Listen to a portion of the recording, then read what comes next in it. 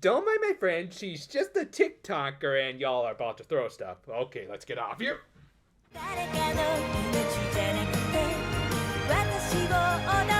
We opened this new series with a reminder that we're watching a slight Shaft co-production. I mean, they could use a few more bits of creepy puppet imagery, but this works in getting across Nozomi's monologue.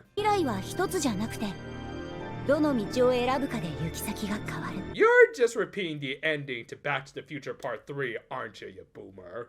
And after closing a very brief recap of this lady's totally uneventful life, we just go right into the show proper. Yeah, for those wondering, this series, at least just going by this first episode, doesn't seem to be too newbie friendly. I mean, I think it's entirely watchable, and they don't make too many deep cut references, but also doesn't go too much into detail about past events. If you at least know the premise of the main show, you might be able to get into this.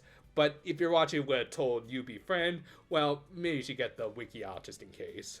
Anyway, the opening theme to the show was a tune called Tokibeki by Ikimono Gakari. Man, they've done a lot of anime themes, including for shows like Bleach, the main theme for All Stars F, and appropriately enough, Naruto and Boruto considering who's leading this cast. In that sense, it is a good song, especially for longtime anime watchers, as it is meant to drum up feelings of nostalgia, which is going to be a big theme of the series. Good stuff that kinda makes up for this kind of meh opening sequence. I mean, it's mostly just Nozomi running across the screen while a montage of her friends working plays out. Nothing really wrong with it, and does give us an idea of what the series is going to focus on, but it's also not presented all that interestingly other than this nicely animated final sequence. Other notable details include the fairy mascots briefly appearing to likely stir up some controversy later, Bumby, who will clearly be the best part of the show, and a brief look at the villain, who, yeah, we'll get to later. We then open on Nozomi, unsurprisingly, again for those who watched the original series, having achieved her dream of becoming an educator and teaching her class with tablet PCs,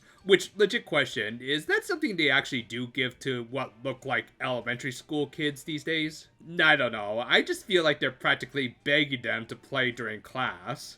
Anyway, the lesson of the day was on algorithms, I mean global warming, same diff. And yeah, while it makes sense to teach this to elementary school kids, and even lets us briefly see some classic Nozomi, get ready to have this stuff shoved down your throat hard.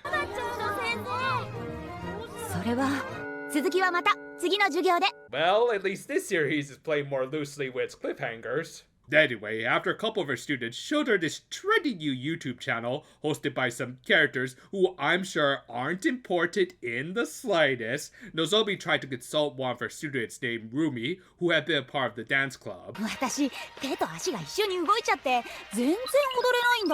Welcome to your late 30s, lady. That was a bad pop. Oh, okay, I gotta go. However, while Ruby still had a perfectly fine back, she wouldn't be able to participate with the club much longer, as she was transferring to another school due to her dad needing to move back in with his parents in the countryside. Apparently things didn't go well with his digital money and monkey picture selling business. And of course, with her new school being in the boonies, they likely wouldn't have a dance club, so she just kind of rightfully decided to drop her dream of becoming a dancer, for the time being at least. Though she probably shouldn't have said that in front of the former, overly idealistic magical girl. And okay, a while ago, I made a promise that in spite of there being a character in the cast of the show with a name spelled Karen, I wouldn't make any Karen jokes, as that's not even how her name is pronounced. But in place of that, can we all kind of admit that Nozomi's being one right now? I mean, she goes straight to the principal to try and convince him to allocate a lot of their school's resources just to help this one girl who's not even going to be with them for much longer, and yet she thought it'd be a great idea to just give her a scholarship. ご両親が決めたこと、尊重すべきでしょう。君も子供じゃないんだから。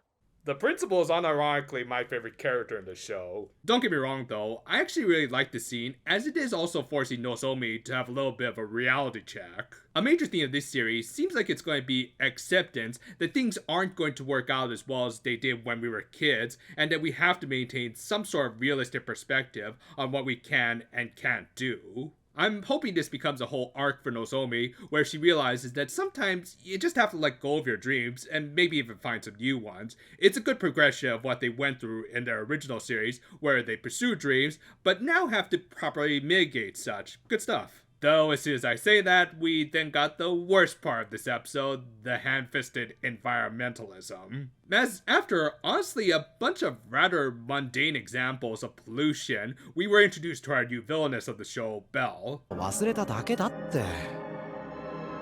しょうがないわよね。Okay, I get the feeling like we used this joke recently, but oh well, just play it. Captain Planet, he's our hero. We did eventually get a good example of pollution when, appropriately enough, Rumi's father littered the river with unsold goods, but otherwise, this stuff was just kind of heavy-handed. I mean, it says something when the kids shows you were based on play things more subtly compared to this show meant for adults. Anyway, one of the great powers of this new terrifying villainess was to briefly shut off electricity, specifically just to smartphones, as clearly everything else was still working. But yeah, Nozomi had met with her girlfriend in Rin to have some dinner. They had a quaint little bistro run by Kenta and Yuko from Splash Star, which, okay, that's one of the deeper cuts. Though honestly, I'm more distracted by how Junko Takeuchi seems to be more at home doing her Naruto voice with Kenta rather than Rin's, which on record she has said she has a hard time doing these days, so it must have been torture to have to switch between these two for this show. そうだね。任せな。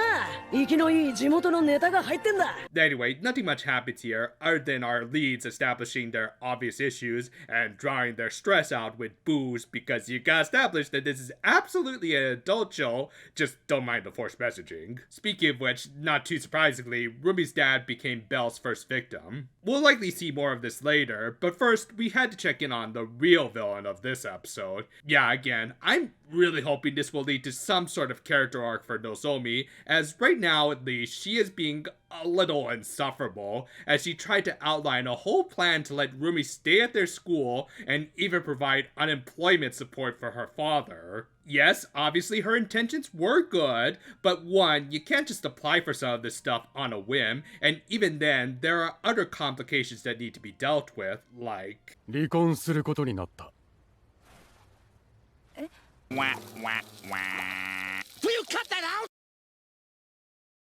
I also do kind of like how there's no real villain in this situation, except for obviously Greta, but Mr. Katagiri isn't wrong to be frustrated with this lady who is trying to force them to stay in the city when their financial and emotional situations simply aren't going to allow it. Sure, he was being a bit of a jerk about it, and he did dig his own grave, but frankly, so is Nozomi for forcing her ideals onto others, so it's a good conflict where both sides need to acknowledge their faults. Thus, ironically, the most mature character in this whole situation was the kid in Rumi, who had accepted her situation and even said that she tried to set up a dance club at her new school. それまでもっともっと頑張っていい先生になる。 Well, you can start by not crying in front of your students, lady. Still, good stuff that seemed to conclude Rumi's storyline for now, just have to deal with her dad, who was giving birth to shadow monsters, as most dudes do after their 10th can. Meanwhile, Rin also had her own issues that she did kind of bring up in the previous dinner scene,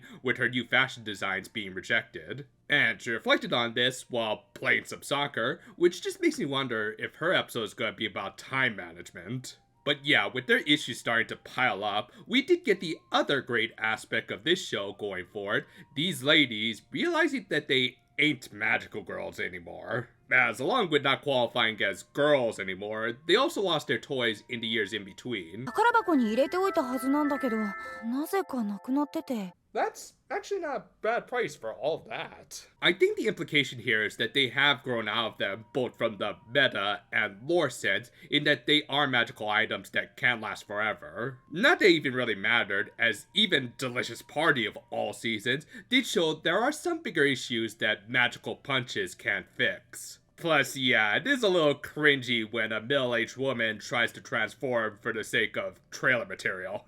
But yeah, honestly, I kind of hope that they don't transform throughout the series, even though there are hints that it might happen, as it would at least hammer home this point. Regardless, Nozomi's cringe actually managed to draw in their old team, who just so happened to be in the area. And the episode ended with them being with Kurumi, who was just in the human world, and I'm guessing that fairies' human bodies age more naturally than their true forms. She told them that them reuniting was no coincidence, but rather destiny itself getting the band back together to deal with this new evil that hid greenhouse gases. The closing theme to this show was about as good as the opening, though I did like the callbacks to the ending themes of both the original Yes 5 and Splash Star, which seems like it's gonna have an even bigger presence in this show than I expected, for better and for worse. My overall kind of really liked this first episode, though I do have my problems. Key among them, obviously for me, being the forced environmental messages that when in the context of this show, and not the Sunday morning one, it comes off as way preachier than it should be. Hopefully it won't be too much of a reoccurring thing and instead part of something much bigger. It's also not exactly newbie friendly, especially considering that it hasn't entirely shaken off its kids show roots. I mean, that might not be an issue for some, but it will be for others.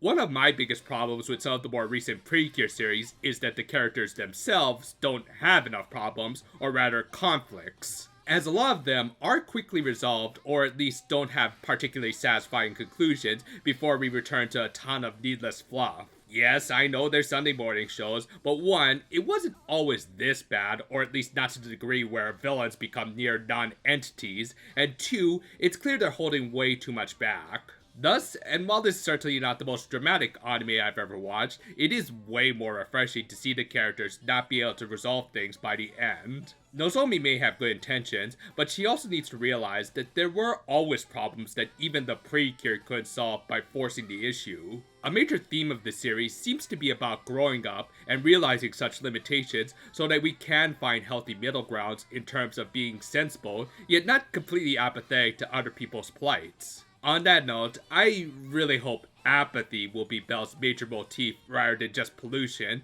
because for me at least, when a show meant for an older audience, considering who originally watched CS5, is being this obtuse with environmentalism messages, it becomes tiring. Sure, it worked with Splash Star, which I'm guessing the writer is trying to call back to, but that was the kids show where they should learn that stuff, versus this adult show where we already know most of this stuff, and I do try to recycle when I can. It just kind of becomes preachy, especially from the show that, while having great production value with some clean animation and great music, is also producing a lot of emissions, so just saying.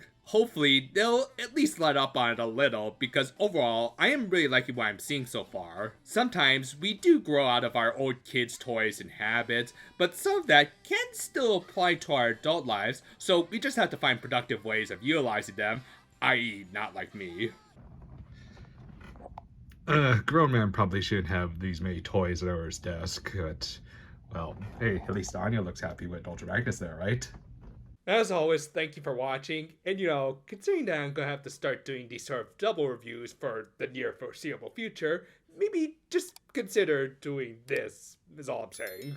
If you don't, honestly, I still appreciate just the view, and will continue to make these videos at a consistent pace, no matter how ridiculous Toy's release schedule becomes. And until next time though, farewell for now my friends, and I think I'm gonna take this show's advice and make plenty of recyclables.